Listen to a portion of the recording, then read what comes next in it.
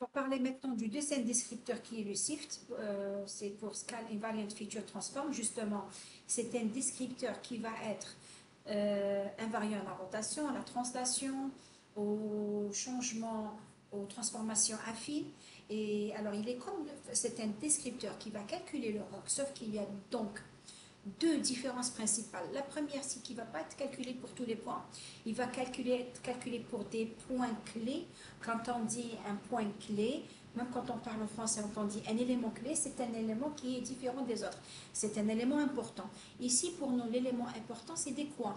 On va calculer ce descripteur pour des coins de l'image. On ne va pas le calculer pour toute l'image, mais pour des points caractéristiques. Un coin, l'image n'est pas remplie de coins. Les coins sont des points caractéristiques. Ça veut dire qu'ils délimitent les changements d'un objet. Le gradient, il y avait un coin, donc il y a un gradient horizontal, un gradient vertical qui s'y rencontrent. Et donc, il se va faire en deux étapes. Une première étape, la plus importante, on va localiser le point clé. Puis dans une deuxième étape, on va calculer le descripteur qui est le ROC. Alors, comment on fait pour calculer ce point clé? En fait, on va prendre l'image. Alors, on va prendre l'image et on va la flouter par un filtre gaussien. J'ai ramené cette image. Je vous ai mis à chaque fois d'où j'ai ramené les images. Donc, ici, regardez ce qu'on fait. On va prendre l'image, on va la flouter avec une certaine valeur sigma. Puis, on la floute avec 2 fois sigma. Puis, on la floute avec 3 fois sigma, 4 fois sigma, c'est-à-dire ça, l'échelle. Rappelez-vous le filtre laplacien, quand vous prenez une gaussienne, bon, je vais vous le remontrer ici comme je l'avais fait tout à l'heure. Rappelez-vous le filtre gaussien, vous avez étudié parmi les filtres moyenneurs, donc il fait une moyenne, donc ça, je ne m'attends pas à autre chose, voilà la moyenne. Sauf que ce filtre gaussien, ces valeurs, elles sont déduites de là. Ça, c'est votre 4, et ça, c'est votre 2, ça, c'est votre 1. Si vous prenez un filtre plus large, ce qui va se passer, c'est que les valeurs que vous allez mettre ici, elles seront beaucoup plus grandes. Si vous prenez un filtre plus étroit, les valeurs que vous allez mettre ici seront beaucoup plus petites puisqu'il va descendre rapidement. En fait, c'est le but ici. On prend, donc rappelez-vous, sigma, quand on prend une gaussienne, sigma, c'est ça. Et toutes les valeurs sont entre moins 3 sigma et 3 sigma. Et en fait, on va augmenter ce sigma, on va le doubler, le tripler. Donc, plus vous allez l'augmenter, plus les valeurs seront grandes. Et donc, plus le flou qui sera introduit sera élevé. On revient, juste pour illustrer ça, sur pour vous expliquer comment, c'est pour obtenir un descripteur qui serait invariant à l'échelle. Et je vous explique comment donc ça se passe ici. Donc ici, l'image originale, je l'ai floutée avec donc un certain sigma.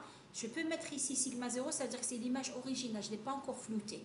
Ici, donc je n'ai pas du tout pris, c'est-à-dire c'est l'image originale. Je lui applique un filtre moyenneur, mais de type gaussien, donc c'est ça. Entre celle-là et celle-là, j'ai appliqué un filtre, donc c'est 2 sigma 1. Entre celle-là et celle-là, c'est 2 sigma 2. 2 sigma 2 qui veut dire 4 sigma 1, ainsi de suite. Vous trouvez donc une image de plus en plus floue. Quel est le but ici? J'ai dit quand le descripteur doit être invariant à l'échelle. Si vous regardez bien ici, en fait, ce qui est en train de se passer, c'est comme si cette image-là, elle est floue, c'est comme si vous étiez en train de zoomer sur quelque chose ou ici c'est plutôt vous êtes en train de dézoomer et ça surzoomer. Parce que je veux trouver un descripteur qui soit indépendant de l'échelle. Et j'introduis l'échelle en introduisant une quantité de flou. Remarquez que lorsque vous êtes très loin d'un objet, vous ne voyez pas les détails. Plus vous vous en approchez, plus vous allez voir les détails.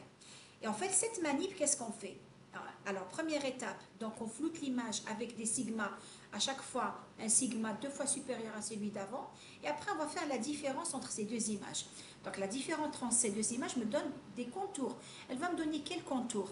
Elle va me donner les contours, puisque ça reste une image qui est dans les détails sont apparents. Donc je vais trouver les contours qui sont très fins. Quand je vais faire la différence entre celle-là et celle-là, je vais détecter un autre type de contour. C'est encore des contours, mais des contours un peu plus grossiers. Si tout à l'heure j'arrivais à détecter le nez et la bouche, regardez ici.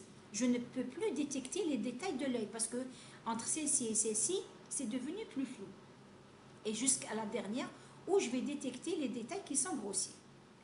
C'est qu'on fait ça, si on s'amuse à faire ça très longtemps, c'est-à-dire si sigma dit sigma, ça peut prendre du temps. Au lieu de faire ça plusieurs fois, qu'est-ce qu'on fait? On prend cette image-là, on la divise par deux.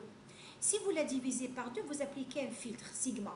Qu'est-ce qui se passe? Ce filtre-là, au lieu de prendre, il était par exemple sur une fenêtre 3,3. Donc voilà, comme ça, 3, 3, 3. Le fait que vous ayez pris un pixel sur 2, en fait, c'est comme si vous aviez appliqué ce filtre sur une fenêtre 6, 6. Donc ça vous permet d'augmenter sigma, mais de façon détournée.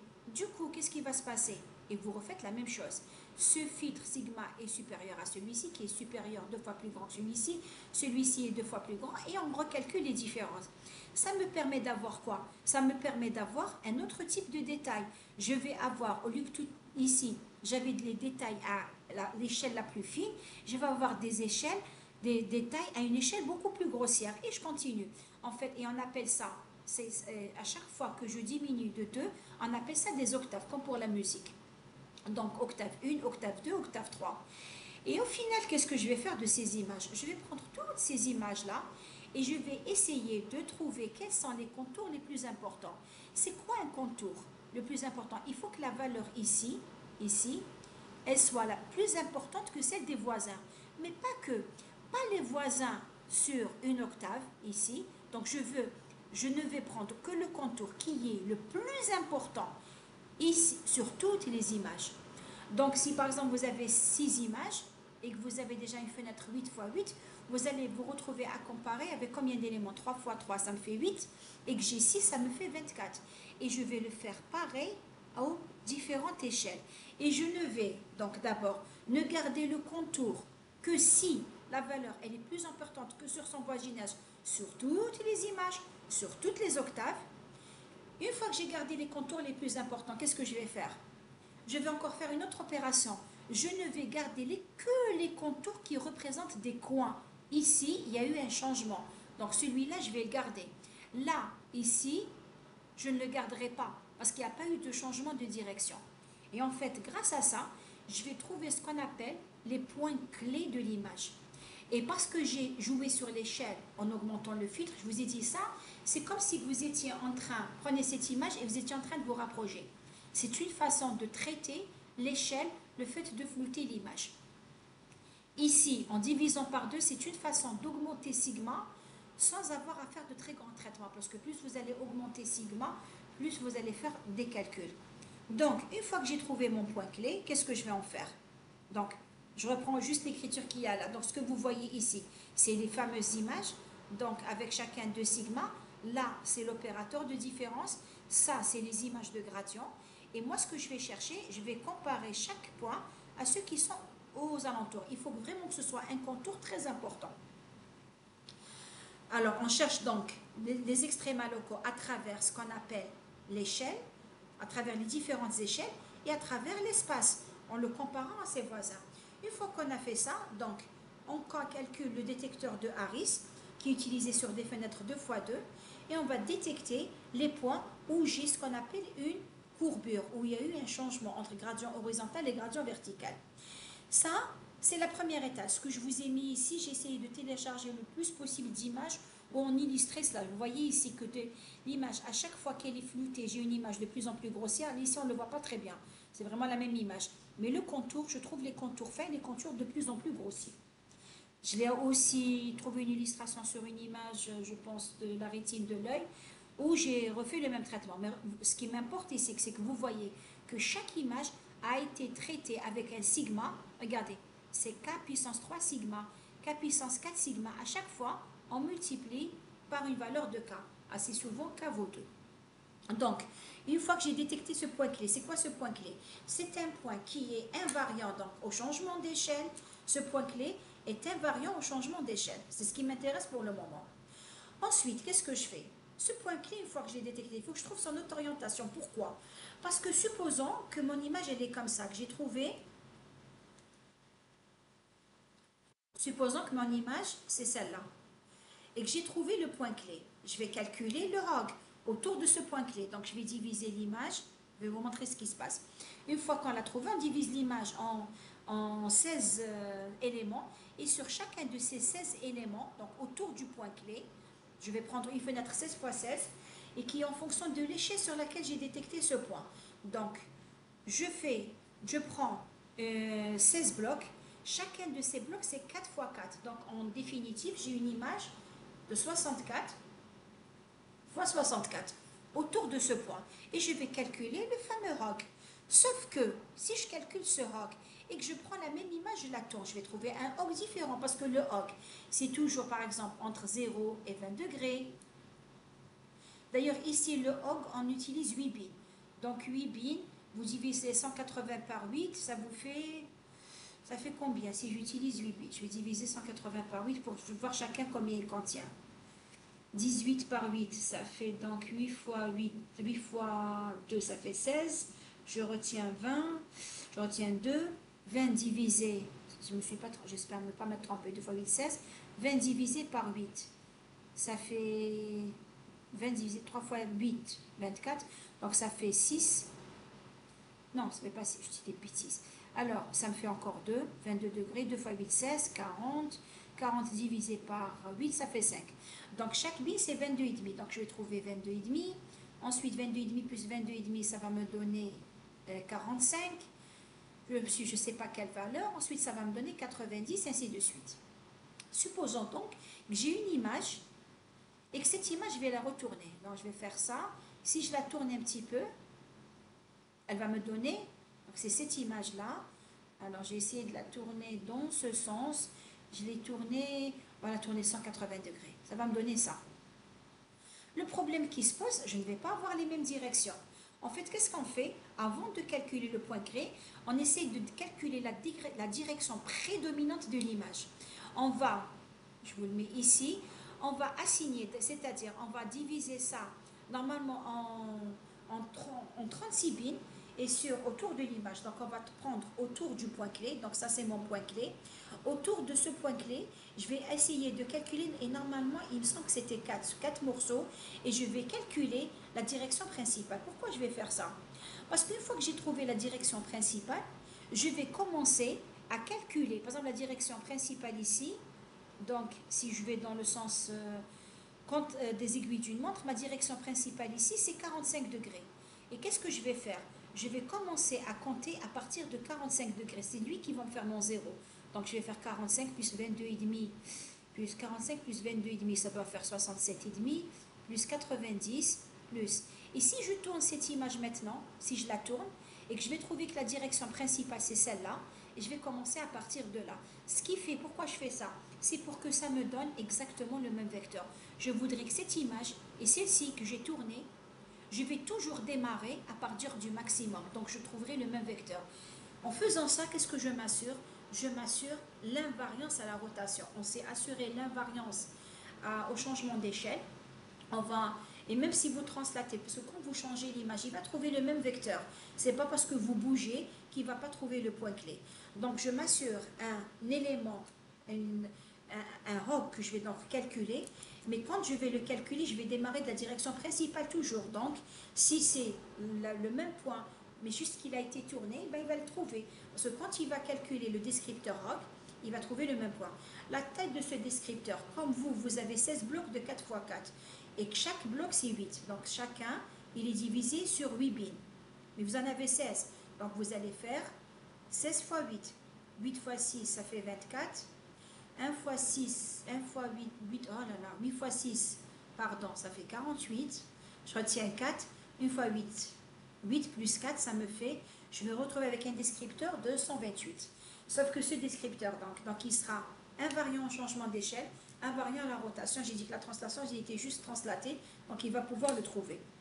Alors, ce vecteur, SIFT, ça a été un des premiers. Il a été défini par l'eau. Entre-temps, bien sûr, à chaque fois que quelqu'un définit un descripteur, il est très lent à calculer. Pourquoi il est lent à calculer? À cause de ça, ça prend beaucoup de temps, la différence des gaussiennes. Il faut les calculer, faire la différence.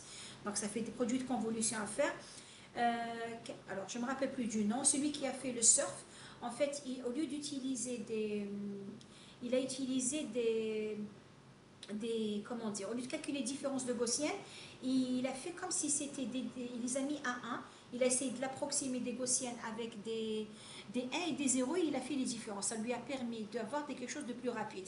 Entre-temps, moi j'avais travaillé avec Sift et Surf. Entre-temps, il y avait d'autres descripteurs qui sont plus rapides tels que l'orbe. L'orbe où on combine deux descripteurs. Un qui est invariant à la rotation et un qui est très rapide. Un brief, c'est un descripteur binaire, c'est un binaire assez robuste. Et fast, c'est un descripteur qui permet...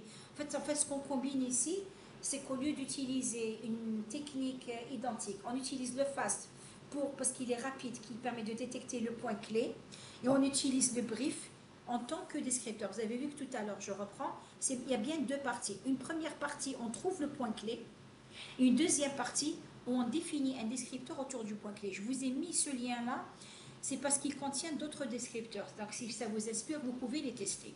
Nous, ce qu'on va faire, c'est qu'on va tester ce descripteur pour faire de l'appariement. On va changer l'image, on va lui faire subir des modifications, on va détecter les points clés, et puis on va voir est-ce qu'il arrive à faire du matching. Matching, il va faire de l'appariement, il va faire de la correspondance.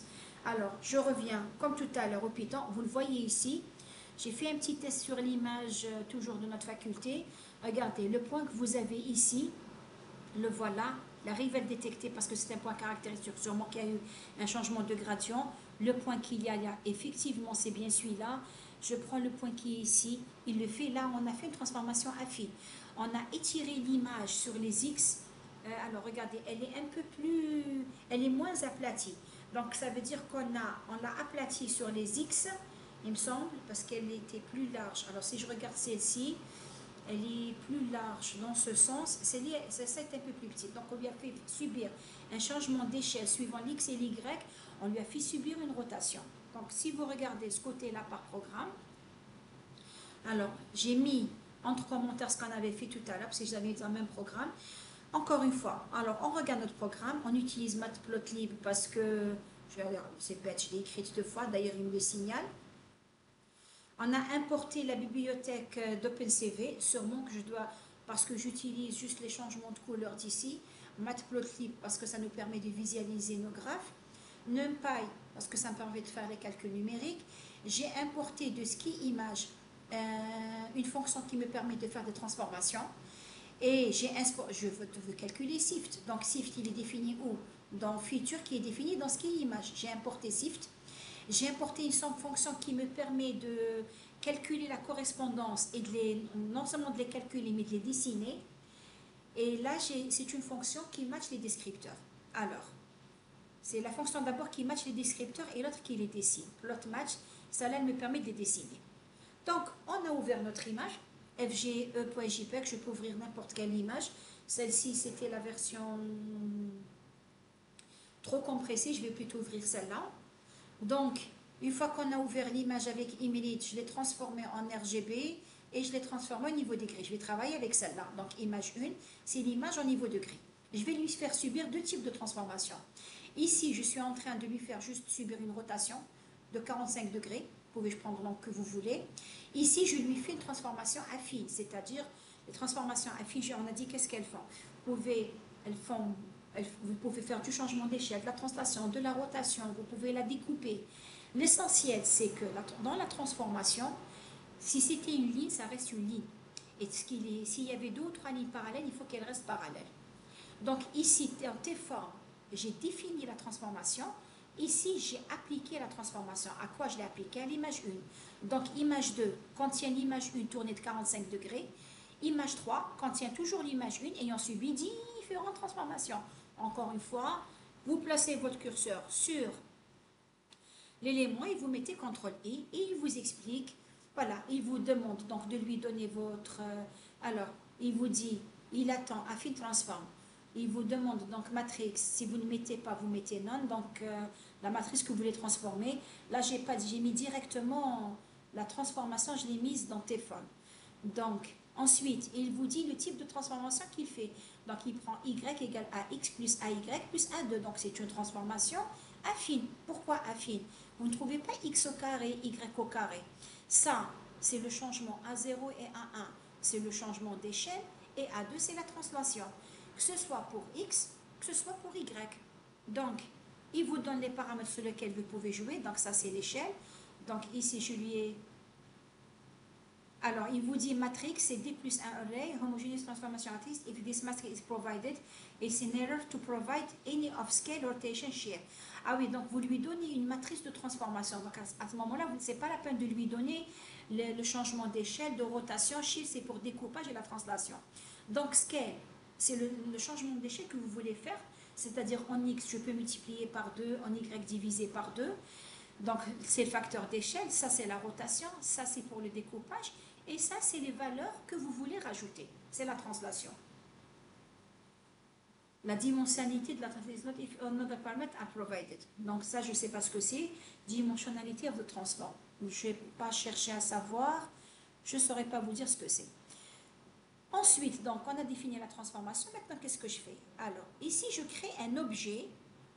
Je prends le descripteur SIFT. Donc, dans SIFT, je mets descripteur parce que c'est un objet qui contient beaucoup de choses. Regardez, quand je vais exécuter le programme sans rien, il ne va rien se passer.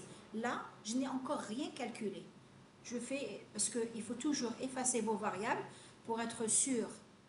Je vais effacer mes variables. Je vais réexécuter mon programme. Bien sûr, la suite ici ne marche pas.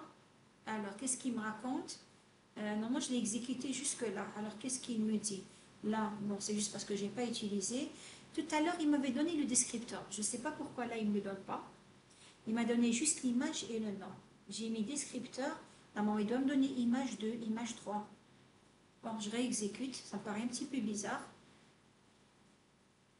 Ah, il a bugué ici. Il n'a pas trouvé l'image FG3. Donc, il s'est arrêté là. C'est pour ça qu'il ne m'a pas créé les images. Donc, elle s'appelle JPG, pas JPEG. Bien. Alors, ma première image, voici sa taille. Il garde la même taille d'image, sauf qu'il lui a fait subir donc des déformations. Image 1, image 2, image 3. Pour aller visualiser tout à l'heure, regardez, je voulais vous montrer le descripteur. Au départ, il ne contient rien. Donc, c'est un descripteur SIFT. On sait que le descripteur SIFT, il a plusieurs paramètres. Il doit localiser les points clés, les key points. Il doit extraire le descripteur. Il a les nombres d'octaves, le nombre de bins sur lesquels il est en train de calculer. On a vu tout à l'heure qu'il y en avait 36. N bins, le nombre de bits de l'histogramme. Donc, il vous donne ces différents éléments. Maintenant que je vais exécuter juste les deux premières pour que vous voyez ce qui se passe. Bon, après, c'est la même chose. Donc, je mets ça en commentaire.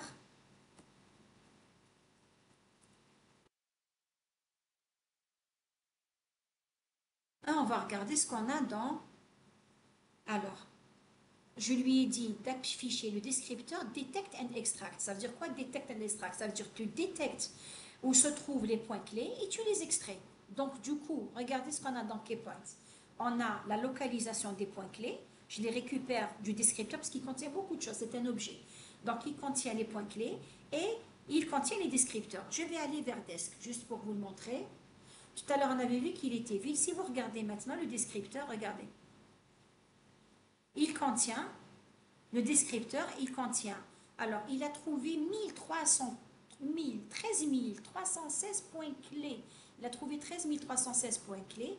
Et ces points clés, il leur a calculé le fameux, on a dit, on avait 128, on avait fait 4 fois 16, on avait trouvé 128. Donc, il m'a calculé 13 316 descripteurs. Ça veut dire qu'en calculant la matrice Hessian et en prenant la diagonale, donc il a détecté ce qui changeait. Il y avait une courbature, c'est-à-dire il y avait un changement de direction. Il en a détecté 13 316. Donc normalement, si je vais vers Key Point, qu'est-ce que je vais trouver? Je vais trouver 13 316 et je vais trouver leur localisation. Je cherche Key Point. Où est-ce qu'il est? Alors, où est-ce qu'il est Key Point? Le voici. Qu'est-ce que je trouve dans le vecteur? Donc, je vais trouver sa localisation, sans X et sans Y, puisqu'on a dit dedans, on devrait trouver la localisation. Ils sont rangés, bien sûr, suivant les X et les lignes. Votre image, elle contient 1083, 1064. Donc, les X, ça ne va jamais dépasser 1083. Et les Y, ça ne va jamais dépasser 1064. On va descendre. Voilà. Si, c'est 1005. Et si je regarde ici, j'ai jusqu'à 1044. Ça ne va pas dépasser 1064. Et ici, c'est 1005, ça ne va pas dépasser 1083. Donc, il me donne la position des points clés et le descripteur associé à ces points clés. On a bien vu que c'est le même nombre. L'orientation aussi. Qu'est-ce que je vais trouver ici? L'orientation des points clés. On a dit que chaque point clé a une orientation à partir de laquelle il commence à compter. Voici l'orientation de chacun des points. Elle est juste normalisée. Bien. Maintenant, qu'est-ce que je vais faire? Donc, si vous remarquez ce qu'on a fait ici, donc on a calculé les descripteurs de l'image 1, les points clés de l'image 1, le descripteur d'image 1, le point clé d'image 2, le descripteur d'image 2, le point clé d'image 3, le descripteur de l'image 3. Qu'est-ce qu'on va faire maintenant? On appelle la fonction match descripteur. Qu'est-ce qu'elle va faire? Elle va essayer de trouver chaque descripteur dans l'image 1, son correspondant dans l'image 2. Elle va trouver chaque descripteur dans l'image 1, ici.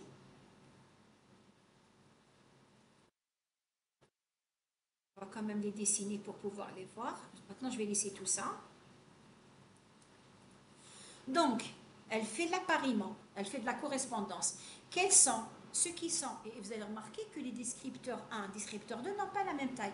Regardez, si je range, si je vais à descripteur, alors, je vais d'abord l'exécuter. Descripteur 1, il y en avait 13 316. Je ne vais pas les visualiser parce que c'est quand même 128. Mais si je vais vers...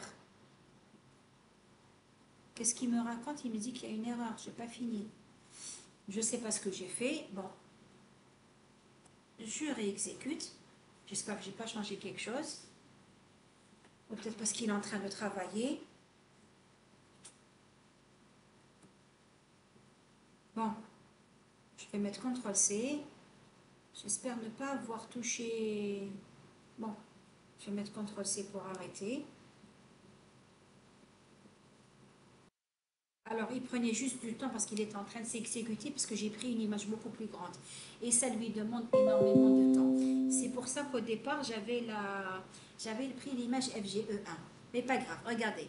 Sur la première, il a trouvé 13 316 descripteurs. Sur la deux premières, il en a trouvé 15 000. Vous imaginez l'appariement, parce qu'il va le faire point par point. Ça, avec tout cela, chaque point avec tout cela pour trouver son correspondant. Et l'autre, il en a trouvé 8 866. Ça lui fait quand même beaucoup. Quand on visualise l'image, on ne va pas voir grand-chose, parce que vous imaginez le nombre de points qu'il a pareil, vous ne voyez rien du tout. Et alors, qu'est-ce que j'ai fait? Je lui ai demandé de voir uniquement quelques points. C'est-à-dire, j'ai calculé le nombre de descripteurs qu'il y a dans match 12, c'est-à-dire le nombre de points qu'il a matché. Alors, le nombre de points qu'il a matché, je vais regarder juste match 12, où est-ce qu'elle est?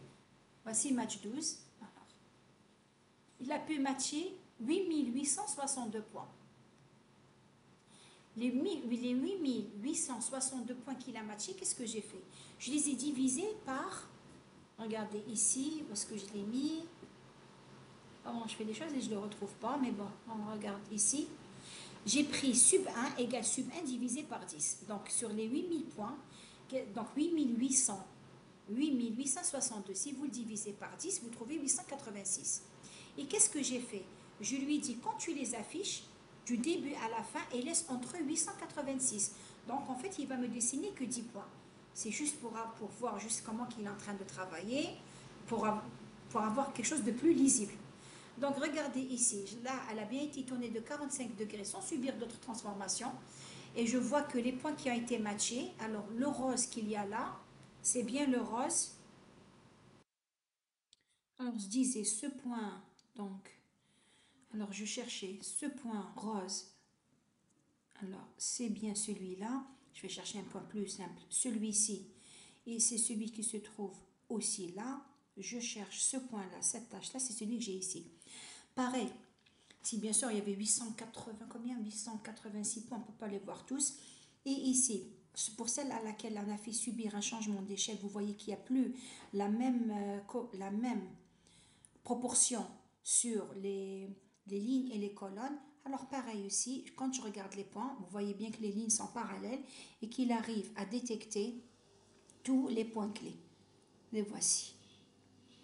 Voilà donc pour cette application, elle est bien sûr utilisée spécialement en robotique quand on fait de la stéréoscopie pour trouver une image 3D. Vous avez d'autres descripteurs que vous pouvez également tester. Donc ici, je n'ai visualisé que 10%. Vous savez, donc je m'impatientais tout à l'heure parce qu'en fait, juste ça prenait du temps. J'ai pris une image trop grande. C'est pour ça que si vous voulez, vous pouvez réessayer notre fameuse image, la petite celle-ci. C'est puisqu'elle elle avait une taille beaucoup plus petite. C'était 225 x 225. Alors, il me raconte la même chose. Ah oui, j'ai écrit JPEG. Donc, il faut lui donner bien sûr le bon nom. Regardez, c'est beaucoup plus rapide. Pourquoi c'est beaucoup plus rapide? Pareil, ça fonctionne. Donc, vous voyez que l'appareil s'est fait correctement fait. Parce que juste, vous avez une image qui est beaucoup plus petite, 225 x 225. Du coup, les points clés, ils vont trouver beaucoup moins. Sur les premières images, c'est 532, ensuite 600, ensuite 441. Donc, ça lui fait des possibilités d'appariement beaucoup plus petites. Donc, il va mettre moins de temps. Donc, on va s'arrêter là. Pour la prochaine fois, on va voir d'autres descripteurs qui sont basés sur les transformés, notamment, donc, normalement dans votre courrier, la DCT Landlet, mais je pense que je vais faire Landlet pour vous expliquer comment fonctionne la compression JPEG et comment on peut faire du débruitage avec. Voilà, on va s'arrêter ici.